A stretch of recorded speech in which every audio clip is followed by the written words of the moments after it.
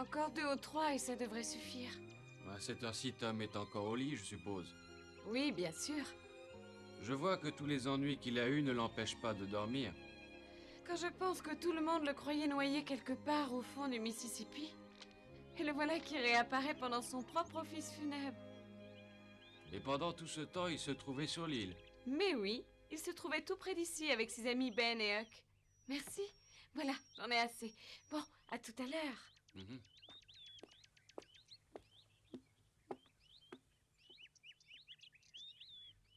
Réapparaître comme ça, brusquement, au milieu de ses propres funérailles et surprendre tout le monde, il a vraiment dû aimer ça, c'est ce qu'il sait faire de mieux. Hé,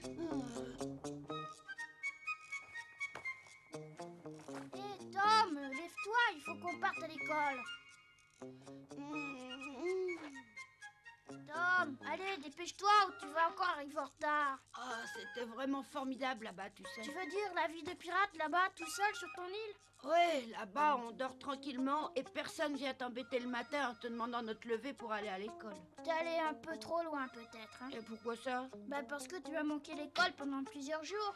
Oh, j'aurais préféré la manquer pendant des mois entiers. Monsieur Dobbins va sûrement te punir. Oh, et a pas de raison. Il va te fouetter. Tu crois? Oh oui, tu le connais. Il doit t'attendre avec impatience. Mais cette fois, j'irai pas l'en empêcher. Oh, quand j'entends ça, j'ai vraiment pas envie de me lever.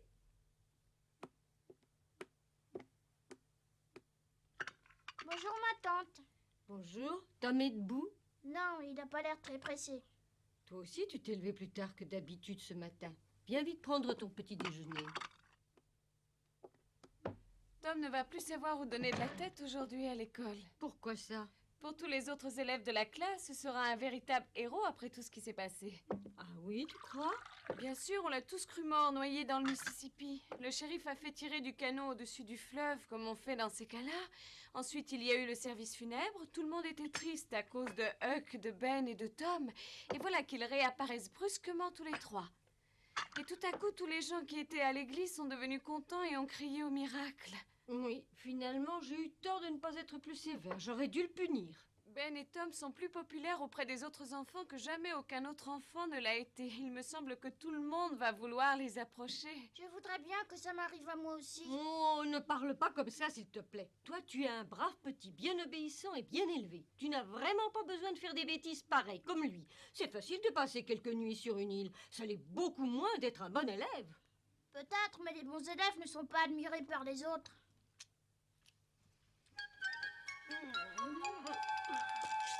Bon, et si je me levais?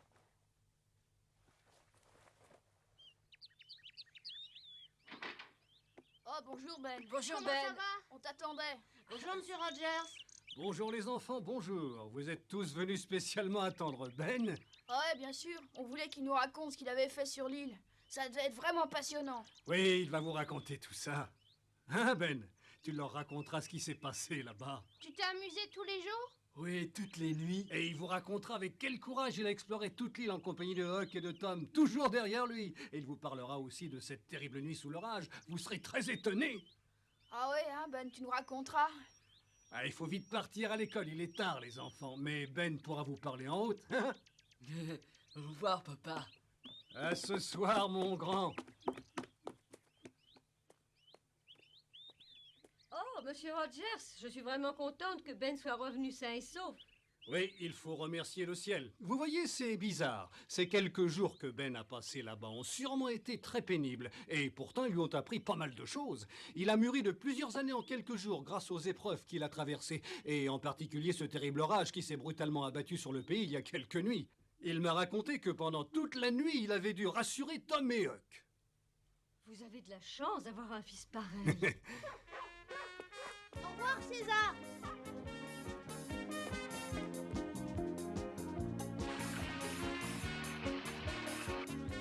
Je te l'avais dit, j'étais sûr que ma mère serait contre. Il faut bien comprendre qu'on était des pirates. Et que des pirates, ça n'a peur de rien. La nuit de ce terrible orage, il y a un éclair qui est tombé entre nous trois. Non. Et alors? Et alors, je me suis dit que s'il était tombé 2 ou 3 mètres plus de mon côté, j'aurais été réduit en cendres. Mais faut quand même que tu aies eu peur à ce moment-là. Mais non, pourquoi voudrais-tu que j'aie eu peur? Moi, en tout cas, si j'avais été avec vous, j'aurais eu peur et j'aurais sûrement pleuré. Mais non, j'aurais été là et je t'aurais consolé. Tu devrais savoir que le capitaine Tom Sawyer est très gentil avec les filles. Tiens, Becky. Becky, Tom me raconte comment il a vécu plusieurs jours sur l'île. C'est passionnant. Tu vas bien vouloir répéter tout ça, Becky? Mais oui, bien sûr, Becky.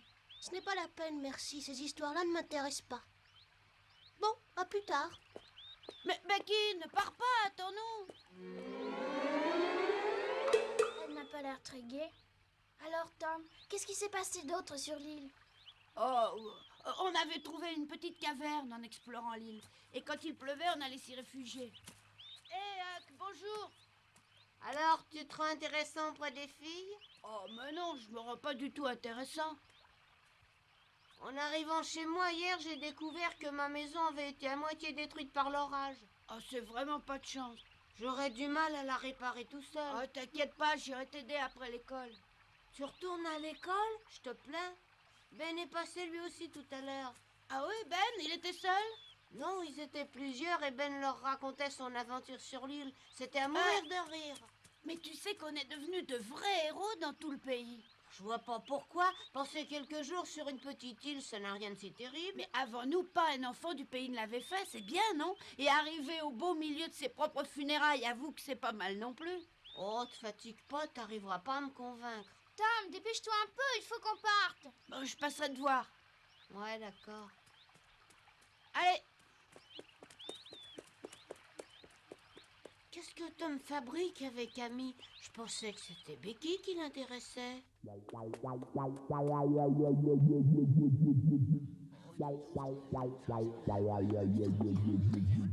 faut bien reconnaître que c'était vraiment quelque chose de terrible. Vous pouvez pas savoir ce que ça représente de passer la nuit comme ça au beau milieu d'une île. Je peux vous dire qu'on se sent vraiment peu de choses. Il faut l'avoir vécu pour le comprendre. Et c'est pas drôle de se retrouver trempé sous un orage. Tom en a pleuré cette nuit-là. Tom a pleuré? Oui, il a pleuré. Je sais que ça paraît étonnant, pourtant moi je l'ai vu pleurer. Il a pleuré, tu dis? Longtemps? Et Huck, alors, qu'est-ce qu'il faisait, lui?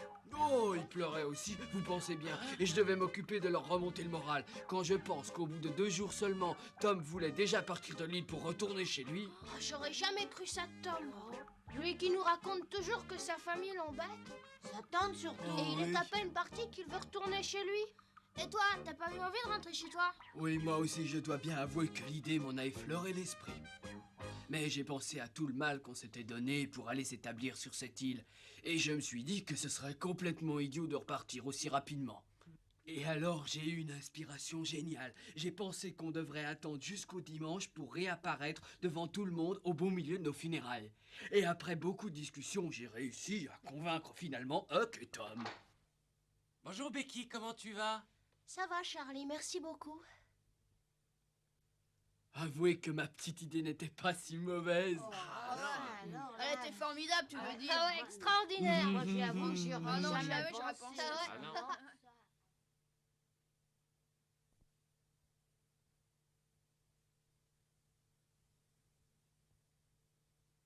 Ô Seigneur, accepte de recevoir ces petits auprès de toi, ces chers petits anges que plus jamais personne ne reverra et que plus jamais personne n'entendra. Là, là, là, là.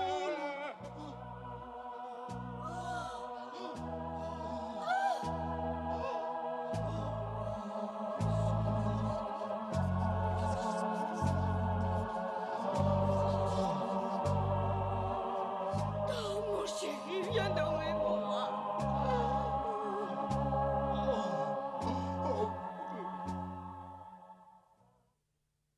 Oui, je dois bien l'avouer, je suis très fier de mon idée.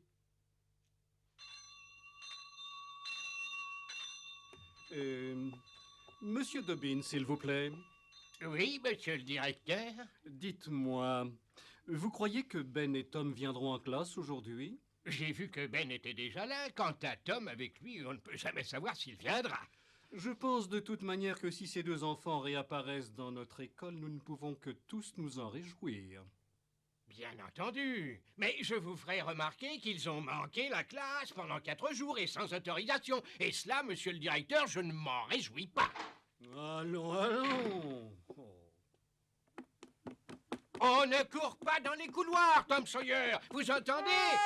Marchez, sinon, gare.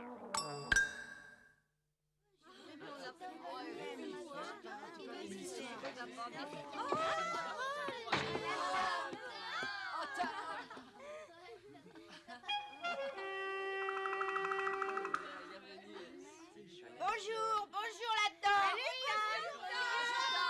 Me revoilà, salut. Oh, Tom, je tiens à te féliciter, tes funérailles étaient vraiment réussies. Ah oui, vraiment formidable. Oui, et d'après toi, qui a bien pu imaginer ce plan? Silence. J'ai raconté à tout le monde avant que t'arrives comment ça s'était passé sur l'île. Pas la peine de recommencer. Ah oui, déjà, ils ont dû être très surpris. Ça oui, alors. Ah, y a de quoi. Autant vous le dire tout de suite, je ne suis pas content ce matin. Thomas Sawyer! Et toi aussi, Ben Rogers! Voulez-vous vous lever tout de suite? La ville tout entière a été très gentille avec vous. Mais je dois vous préciser que d'aussi mauvais élèves que vous ne méritent pas une telle clémence. Vous avez manqué la classe pendant 4 jours et vous avez plongé vos familles dans l'angoisse la plus totale. Aussi vous procurerai-je le temps d'une bonne réflexion pendant que vous recevrez chacun 20 coups de cravache bien mérités. Hein? 20 coups, c'est beaucoup. Non, c'est vraiment le minimum. Lequel de vous deux va commencer?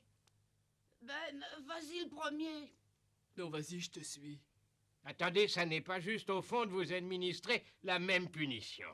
Je voudrais bien savoir tout d'abord qui a eu l'idée de partir sur cette île. Et surtout, lequel de vous deux a eu l'idée machiavélique de réapparaître au beau milieu des funérailles. Alors, celui de vous deux qui a entraîné l'autre, qui était le chef en quelque sorte, recevra 30 coups de cravache, et l'autre seulement 10. Bon, alors lequel de vous deux était le chef? C'était Tom ou Ben? Quelqu'un le sait? Toi peut-être, ami. Je t'ai vu arriver à l'école en compagnie de Tom et je suppose qu'il t'a parlé en chemin. Alors, dis-moi tout de suite lequel de ces deux garnements était le chef. Alors, ami, réponds-moi vite, c'est un ordre. Mais je ne sais pas, monsieur. Tu le sais et tu vas le dire. Mais non, monsieur, je n'en sais rien du tout. Ami, fais attention à toi. Je n'aime pas ça. Tu essaies de protéger l'un des deux. Mais non, monsieur. Je ne sais pas lequel des deux était le chef. Oh, debout immédiatement. Oh, mais je n'ai rien fait de mal. Arrêtez, monsieur Dobbins. Ami ne sait pas qui c'est. Tiens, tiens. J'aurais parié que c'était toi.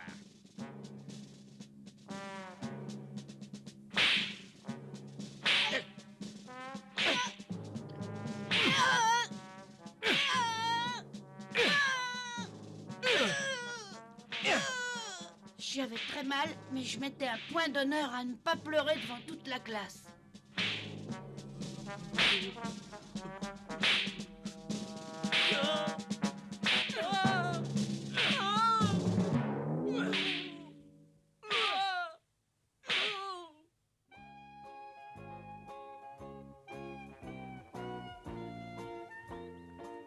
Comme le radeau avait été emporté par les eaux, il n'y avait pas le choix.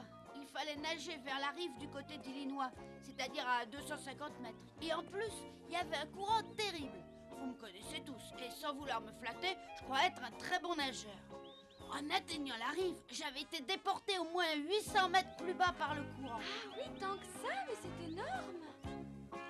Et franchement, j'ai failli faire demi-tour à un moment. J'avais encore jamais vu un courant pareil dans le Mississippi. Mais tu as continué? Ouais, heureusement. Et tu es arrivé finalement? Qu'est-ce que t'as fait alors?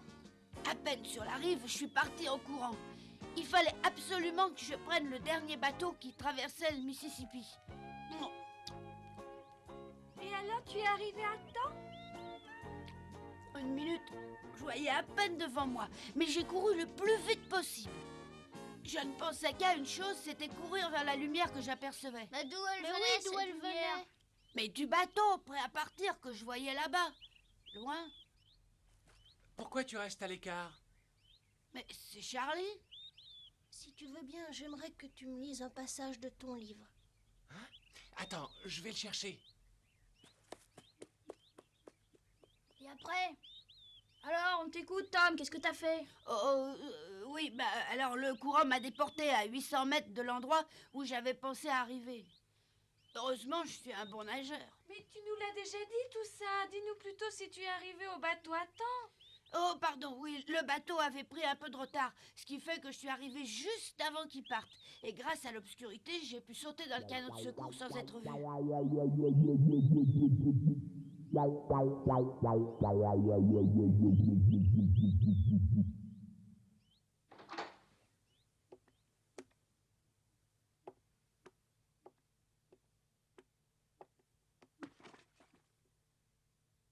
Tu vois, t'aurais pas dû mentir comme ça. Maintenant, c'est Tom le héros, et lui seul.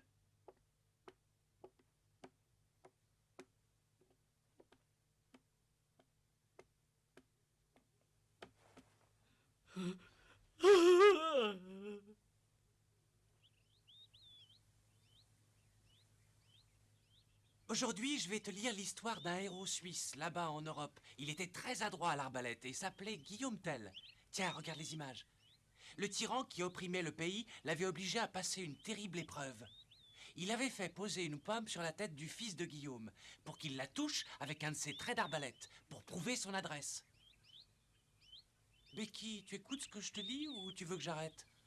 Oh, mais je t'écoute. Guillaume Tell avait offert une pomme à son fils et... Tu vois, t'as pas écouté. Oh, excuse-moi. Je sais bien que tu es comme tous les autres et que tu veux écouter Tom. Non, ce n'est pas vrai. Oh, allez, c'est pas de te défendre, je le sais bien.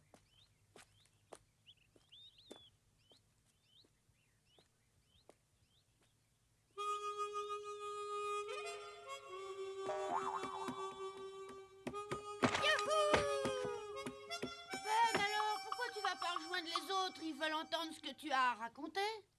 Tu crois vraiment? Bah, puisque je te le dis. Tom, pardonne-moi. Je me suis un peu laissé emporter et j'ai menti sur ce qui nous était arrivé. Qu'est-ce que t'as dit? Ben, par exemple, j'ai raconté que tu avais pleuré et que c'est moi qui avais eu l'idée de rentrer dimanche. Oh, Tu comprends, ils étaient tous là à m'admirer et à boire la moindre de mes paroles. Et à ma place, tout le monde aurait fait pareil. ouais, peut-être bien, Ben. Allez, va, je te pardonne si ça te fait plaisir. Non, c'est vrai? Oh! Oh! Mais oui, tu as raison, j'aurais fait comme toi. Alors tu ne m'en veux pas? Mais non, va vite raconter tes aventures. Oui, j'y vais. Mais dis bien la vérité cette fois. Tu sais que ça fait encore rudement mal. Oh, je t'ai juste frôlé, n'exagère pas. Frôlé, tu parles? Non. Tom, Becky attend que tu ailles la voir. Raconte pas d'histoire, s'il te plaît. Oh, mais je te raconte la pure vérité. Alors c'est vrai, tu dis qu'elle veut me voir? Mais oui, elle est assise dehors et elle t'attend sur le banc. Oh, merci, Charlie. Ils commencent à me fatiguer, les héros.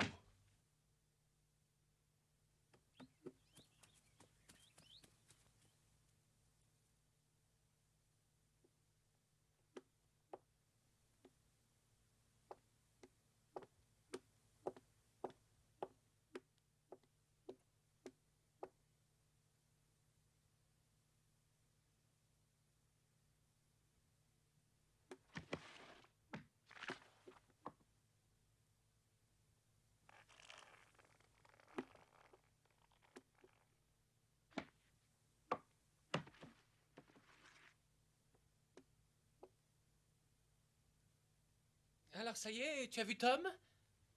Non, pourquoi? Ça c'est bizarre. Je lui ai dit que tu l'attendais sur le banc.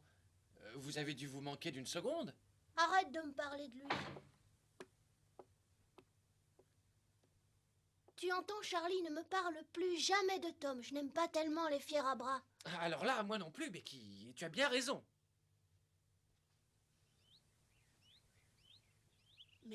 Où est-ce que Becky a bien pu passer? Ça t'amuse vraiment de faire de pareilles stupidités? Mais non, mais c'est pas moi. Fais-moi le plaisir de te lever immédiatement. Je me demande bien pourquoi tu viens perdre ton temps à l'école. Eh bien, tu vas encore m'obliger à te fouetter. Pourtant, Dieu sait que j'ai horreur de ça. Mais j'ai rien fait. C'est pas moi, je vous le jure. Tais-toi, n'aggrave pas ton cas. Tu vas recevoir 30 coups de cravache.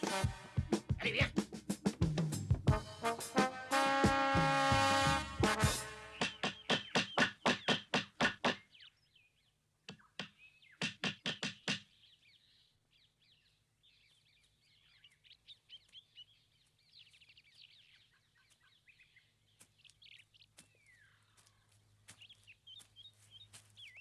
Qu'est-ce que tu fais? Dépêche-toi. Oh, c'est pas de chance. Mais je vais pas pouvoir t'aider à réparer aujourd'hui. Ah bon? Pourquoi ça? Oh, parce que j'ai trop mal. Dès que je bouge, j'arriverai pas à grimper jusque là-haut. Qu'est-ce que tu racontes? C'est encore une excuse pour aller prendre le thé chez Becky? Oh non, alors, c'est malheureusement vrai, j'ai très mal. Oh! Attends un peu et tu seras bien obligé de me croire. Oh là là!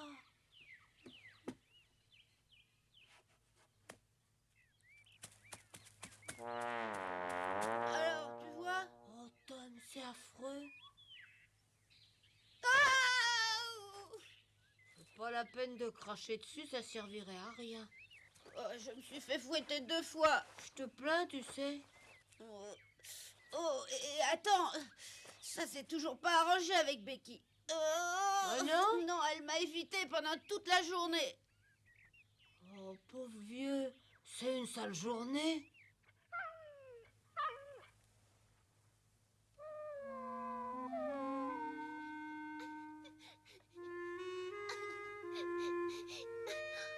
J'ai vraiment été très méchante. Je savais que Tom n'avait rien fait et que c'était Charlie le coupable, mais j'ai rien dit. Mais demain, je parlerai à Tom. Je me suis assez montrée égoïste.